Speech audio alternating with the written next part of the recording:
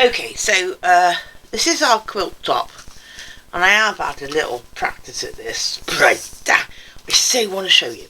Now, I always use a great huge tape. This one is 79 inches or 200 millimeters. You may have a shorter tape, but let me just, well, I'm just going to put this back the other way because I've done it so many times now, and I'm hoping I can get, I'm trying to think of how I can show you this on camera because I'm off shot. Okay, so if I show you this edge, alright, so I am just laying down my tape, one edge, bring it across, that's 18 inches. That's good. Now bring it across. This should end up 24 1/4. Yay, it does. Brilliant. Bringing it across, this should end up 36 1/2. Can you see that? Let me do that again.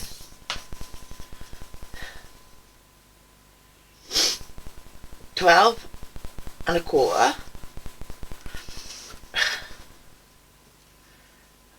24 1/4. 36 1/2. Right? We want it 36 1/2. We know this should end up 3 feet, but a 1/4 inch off that side, a 1/4 inch off that side. We want it right. Okay, so let's go the other way around, because this is my insistence of squaring up as we go. So let's do it the other way, right? So from the top, right? 24 is here. Move it along. Smooth it out. 36 1/4. Not quite as we wanted it, but hello, more or less bang on. Let's move it down the quilt. 24 1/4, that works for me. Let's keep it going. Move it along. 36 1/2. That's what we want it to be. Let's you know, I keep moving the quilt around. Let's go from here to there, right? So there we are. 24 1/4. Well, no, it's not. Oh, because I didn't have it quite on the edge, right? 26 1/4. Brilliant. 24 1/4. I'm so sorry. 36 1/2. You see, 36 1/2. Brilliant. Let's chop the quilt up and do exactly the same thing at the top, because we need to know that this is correct. So we start here, come along, 24 1/4, hold that bit, move all the fabric. I hope this is coming out on camera. I really hope this is coming out on camera. Just smoothing it out. 36 1/2. 36 1/2. Can you see this? 36 1/2. I don't know whether you can zoom it out or zoom it in, but there we go. Yeah, perfect. This is what happens when you keep a quilt square, and this is what we were working towards.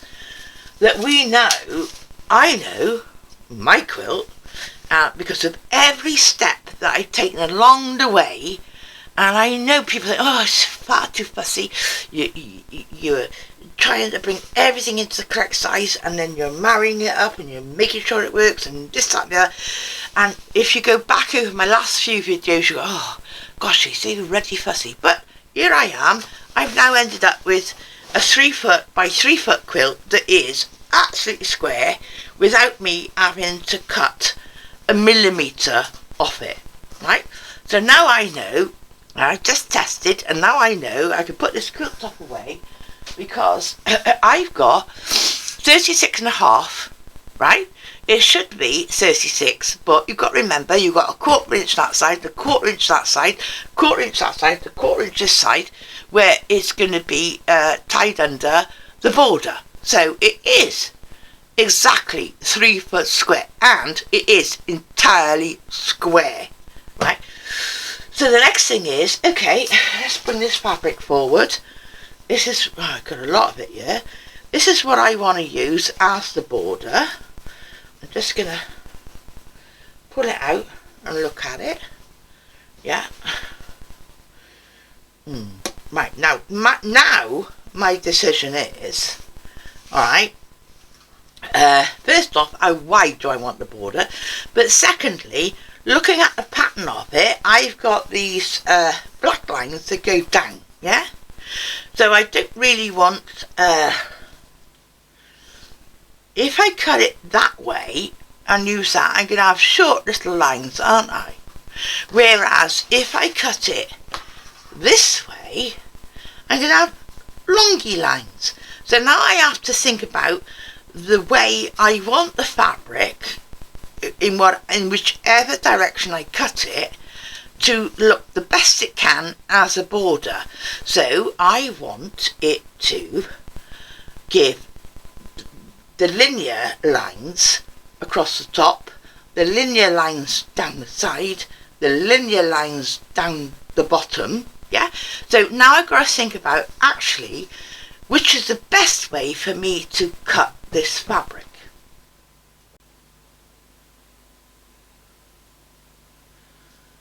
So what I've just done, from what you saw before, was take my entire piece of fabric that was folded the other way, shook it out and refolded it, so now my lines are perpendicular and my selvages are all to one side.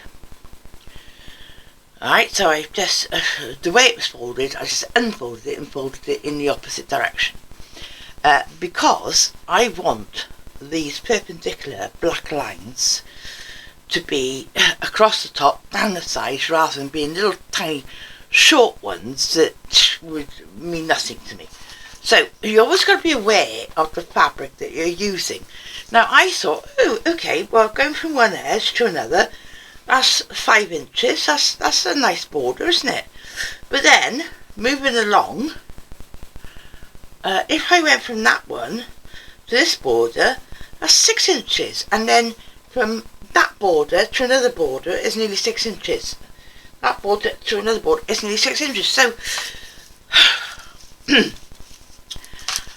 I need to find a way of, I want these lines to show, I don't want to cut them off. You've always got to be aware of the fabric that you're working with and use your best instance to make it work for you. So I don't necessarily want a 6-inch border, but if I did a 6-inch border, that means both of those lines would be within my border.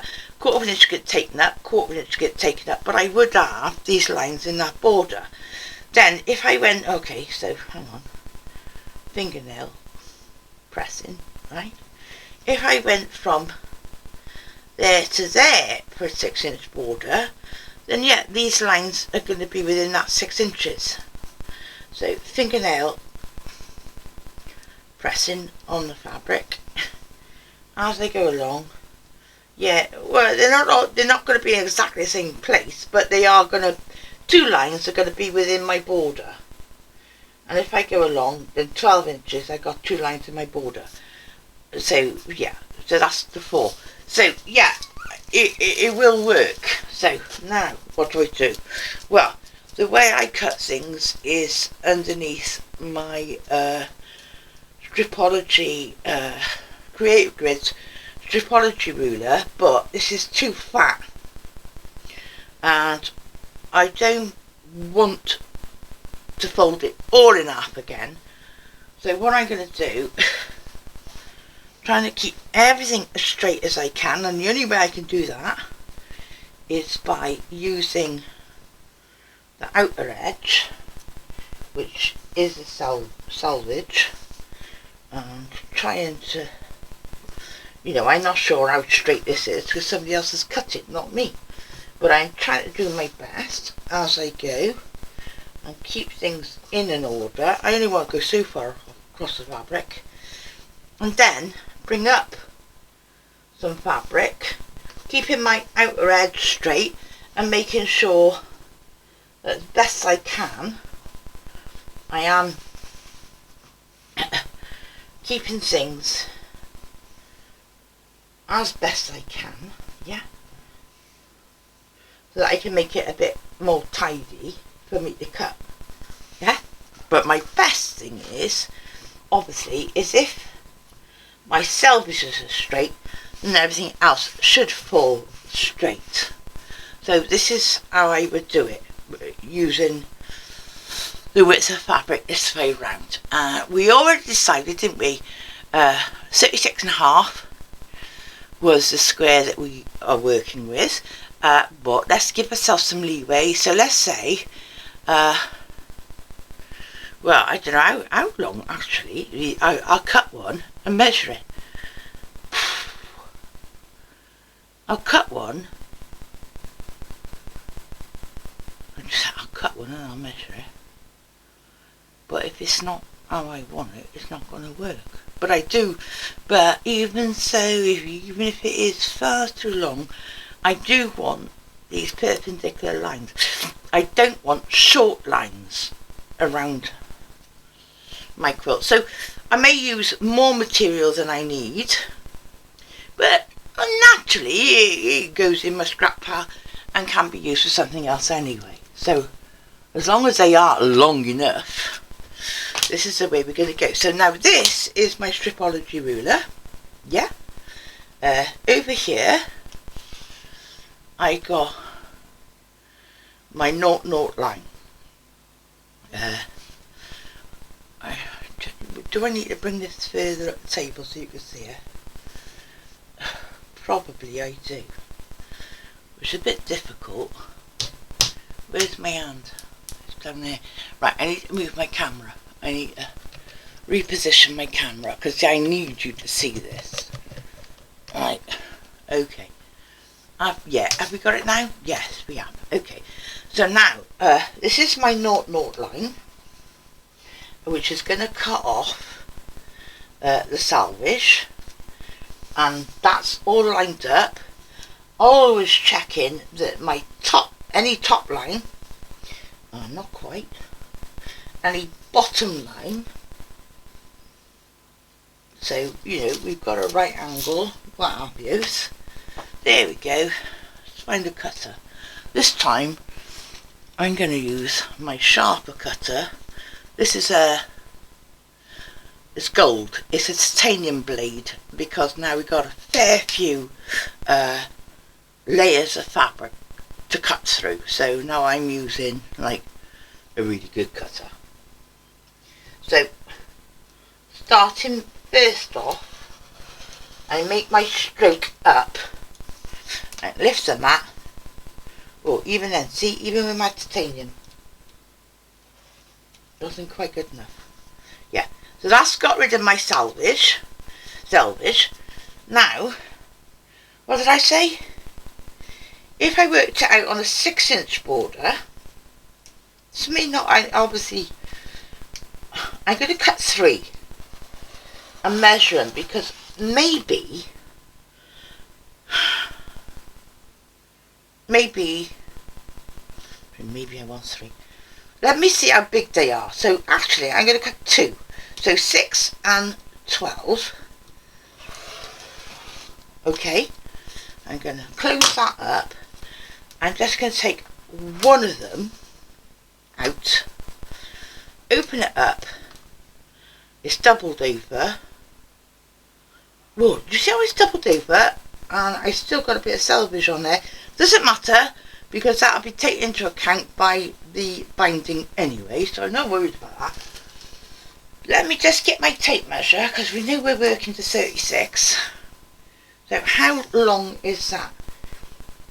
It's 34 and a half. That is 34 and 3/4.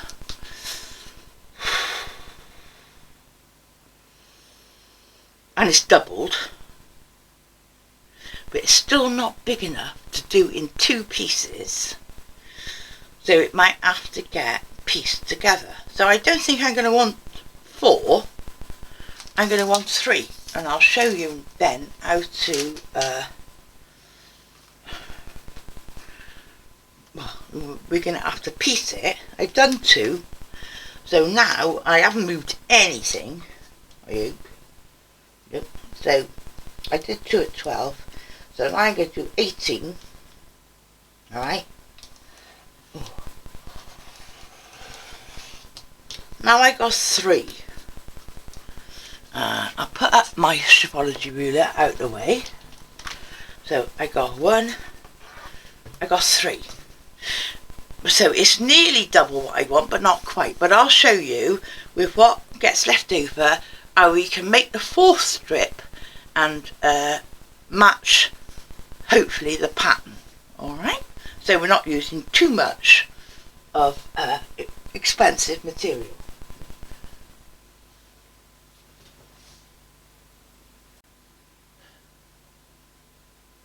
I've just moved, well, those are the strips. So now this is still doubled up, okay? So, my best instance of this is to start with it from here. And I want it, again, I'm going to have to, because now we're working in lengths rather than squares. So, I should always close up my cutter. I'm just going to measure along, and remembering that we wanted 36.5, but I am going to give myself a leeway and say, well, I'm going to cut it at 40, alright? I'm going to, can you see this on camera? I'm going to nail mark it at 40, alright, which I know is right there. Bring it along. Any old ruler. Well, this is wider than the strip, so I can put it on there. I can,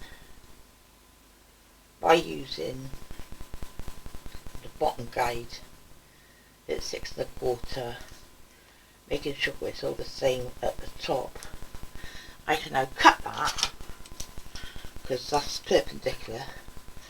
I'm going to cut that, this bit, I'm going to save, alright? But now, I've cut this at 40, alright? So that's more than I need to go down one side of the quilt, yeah? And now I've got to forget that, put this over there, that's good, take another strip, yeah, take another strip and open it up. I'm going to also, I will remember what I'm doing, because the other thing about this is which way up, yeah, which way up the leaves are facing as well. So, you know, when you're using fabric, you've always got to be aware of everything you do. So I am now going to use this, starting from there, moving down, moving the entire thing up, moving along, and say, well, I'm going to cut that at 40. Oh, you could use a friction pen here, which you could iron out. I tend to do things with my nail because I can see it. Because I'm old school me. So now I put that against my nail mark again. I'll put the bottom on so I know it's straight. Look at the top of it. So, whoa, that's not straight. Whoa, wait a minute. There's my nail mark. I know that's 40. Yep. Straighten everything up so I know that's perpendicular. And cut that at 40. Now I got put that in my spare pile over there. So now I got 2 strips. Bring this other one back. I got 2 strips at 40, both the same, that I can begin to do to borderize my quilt. So I need to move a few things out of the way now, but because I need a bit of space here so you can see on camera what I'm going to do, those are the spare bits. I'll just put that behind me for a minute. That's our brand new not touched entire strip. These are the bits that I want, and the way I'm going to do it is I am going to do this on both sides of the quilt first. So yeah, I'm going to do this both sides of the quilt first, because if I'm going to make a join, I think I want the join to be at the bottom. Alright, so now bring back the quilt. Oh, do you see what I mean about needing space? So I need something that's like 4 times the size of this to show you it for real. So I'm just going to get the quilt. I'm going to take one of the strips, and I am going to double check that when see, I'm looking at that, and that they both are the right way up. So let's not lose that pattern. Okay, and I'm going to start at the top. I cut this at 40, so I know I've got a couple of inches spare to work with. So I am just going to plop that down the side of the quilt. This is where I need a load of pins now. Yeah, so I got a couple of inches spare because it's 36.5. So I know if I start to pin that there, and I'm hoping this is on camera and I'm not off shot, keeping it all nice and straight all the way down, as you do, nothing tight. I am gonna pin. Oh, I did it the wrong way around, but never mind. Gonna pin, following that line. I should be pinning the opposite way. I should be pinning from inside out, right? Like this is better. I'll probably change the other. You need a fair amount of space, and you need to keep it straight, but keep it loose. You don't want to be pulling your border. You want your border to lie naturally flat, okay? That's how you want it to just lie unimpeded, not stretched, not anything against the edge of your quilt. And again, I'm going to pin that again there. Now, can you see? Yeah, I got that much hanging over the bottom of the quilt, and I'll just run back up and repin, because I should have pinned inside to out, because I never ever want to put pins under my needle. Okay, so just repin it. It's all the same.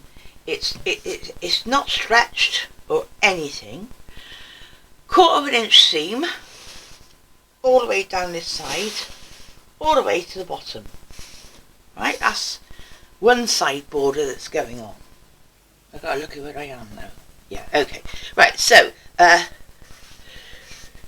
I've stitched this, as you can see, 1/4 inch seam all the way down. Then I've ironed it back, okay, and then if I scoot this along, you will see that I have done exactly the same on the other side. So now my 2 side borders are on, and I'm sorry that this is it's getting so big I can't keep it all in shot and everything. I will take eventually I'm going to have to go out to the dining room, put it on a big table, and then you can see it in its whole size. So I now need, it doesn't matter which side to start with, is to square up that corner. And how I do that, I take up my big 12.5 inch square, and yes, that's running true across the top, running true down the side, but as a double check for me, I also check on the next block down, is it more or less running straight to that, which it now is. So I keep that as a little check as well. This just helps you to know that you really do have this squared up. And I'll just take a cutter. Whoop, see, right before I did it, I moved it.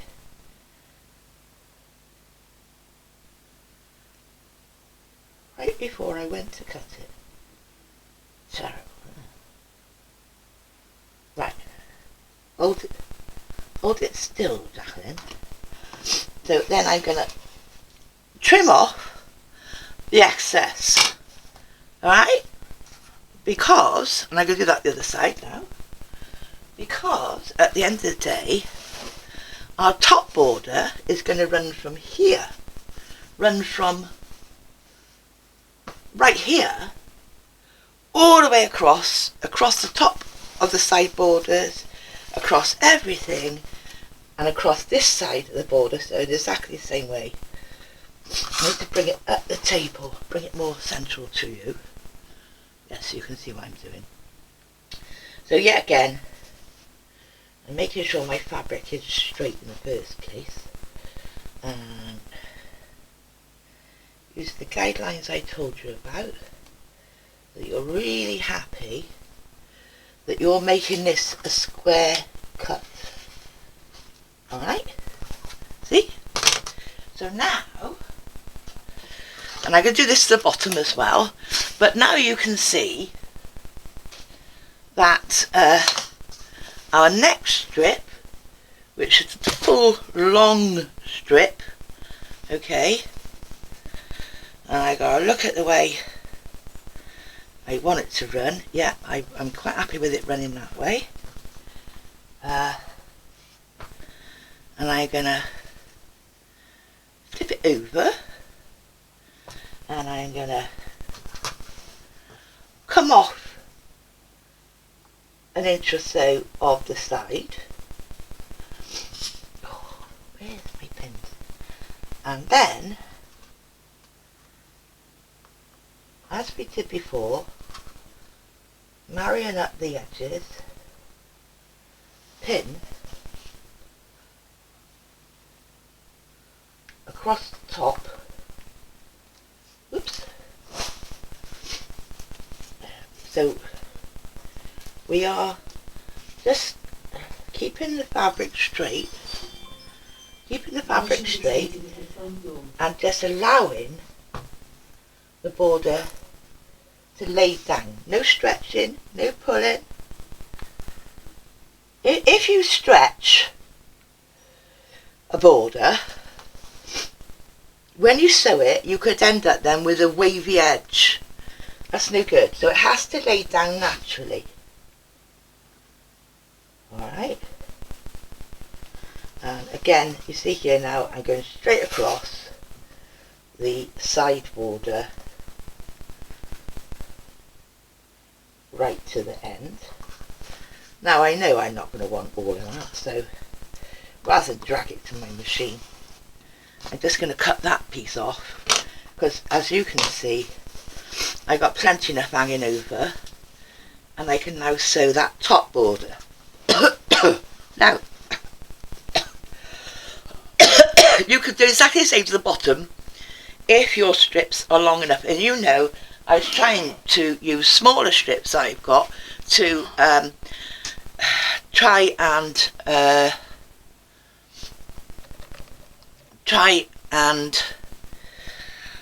pattern match so that I'm not wasting material. But if that's not right, then I will have to cut another strip the same size off of the original material.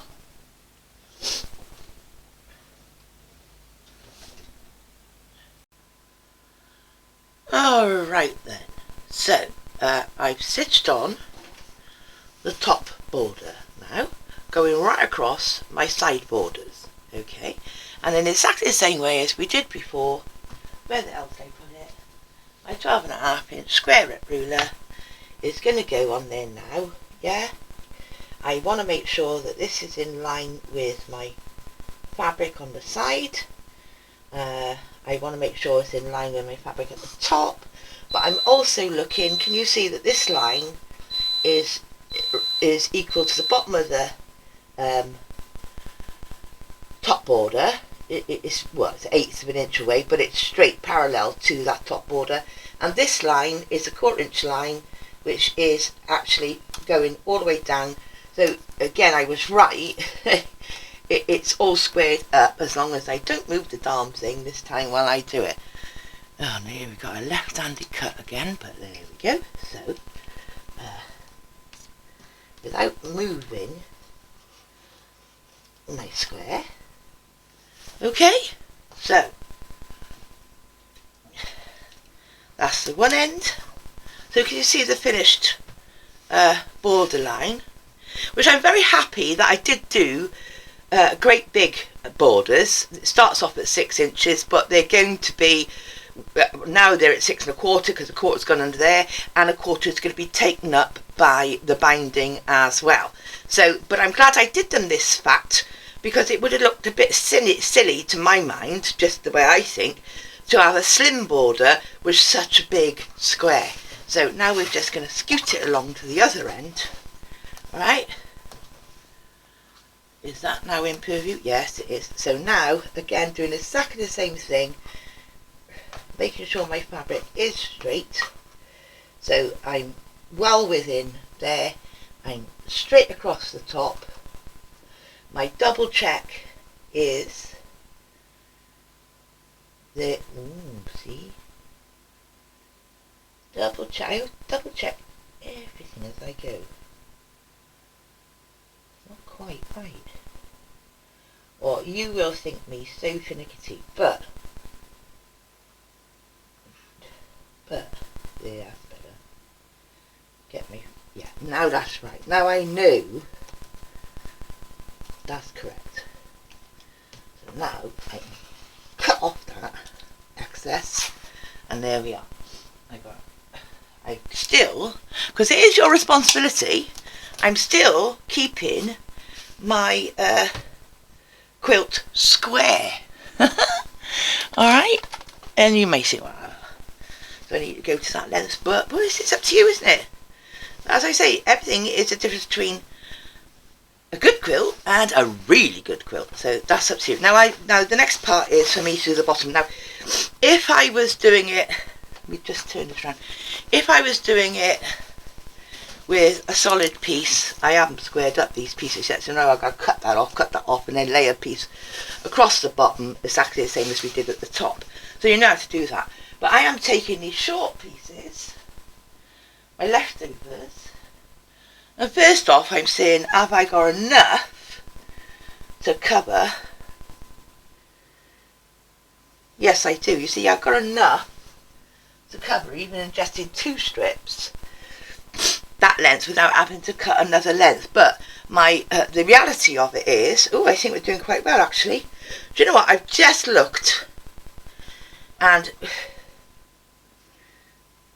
with this, yeah, look at that. Look at that. That's a pattern match there, is it not? So I am going to have enough to do it out of these 2 excess strips, as long as I pattern match.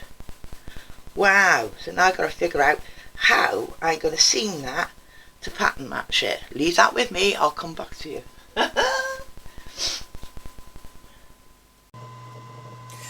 I think that is more or less the borders taken care of, yeah? So you now should be happy about doing your borders.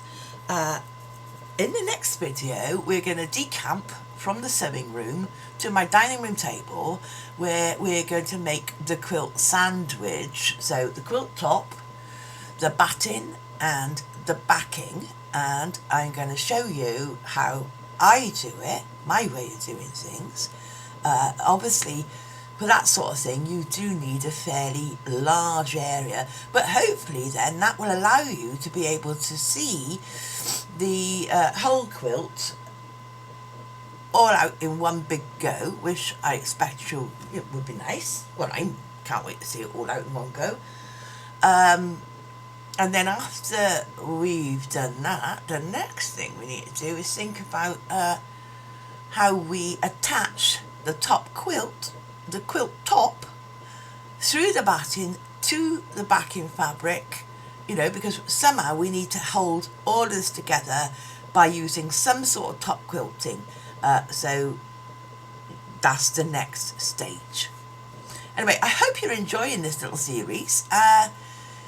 Because now we're just dealing with a quilt top, aren't we? All right, well, please join Crafty So-and-Sos. Please like, share, hit the bell, get reminders, all the rest of it. And I'll see you in the next video.